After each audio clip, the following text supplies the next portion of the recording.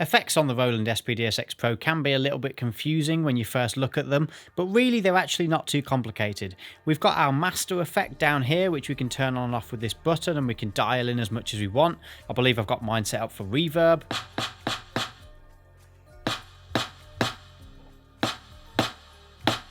And we can hear that there's a lot more reverb there. So we can of course turn that on and off, but the more interesting part is actually if we go to menu, now we can program our effects here on this output and effects window.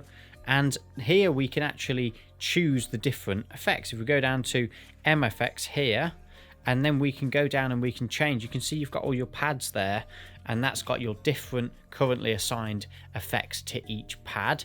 And if I strike a pad, let's say pad 4, it's going to select that for me down there, and then I can see what I've got assigned. Now if I want to change what those assignments are, I've got 4 different options here. So I've got MFX 1, 2, 3 and 4. If I just click onto 2, you can see what I've got set up for the different ones. I've actually got 2 set up for reverb because I'm only using 3 effects on this patch. So I've got reverb there, and then I've got auto wah and tape echo. So if I want to change which pad has which effect, let's say I want to put an effect on pad 8, which currently has none of them on. I just select that there, and then I can assign one of those different effects by pressing assign there.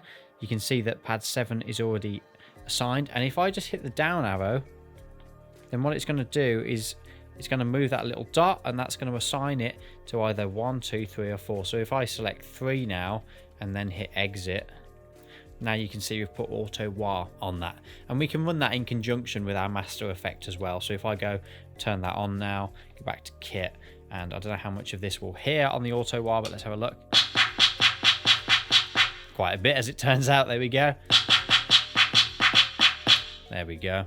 So of course we can do that. We can also assign effects to our external triggers as well by striking those and then going back to menu, output effects, and then we've got trigger 1 appearing there, and then we can do everything else in exactly the same way that we've just done it. Let's just go through that quickly. So we can go assign, and then we've got trigger 1 there.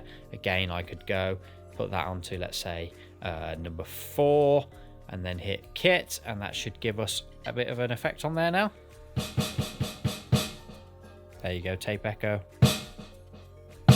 If you'd like to see more content on electronic drums, then be sure to subscribe, and make sure you click on this video if you'd like to find out how to connect properly external triggers to the SPD SX Pro. Thanks for watching, I'll see you next time.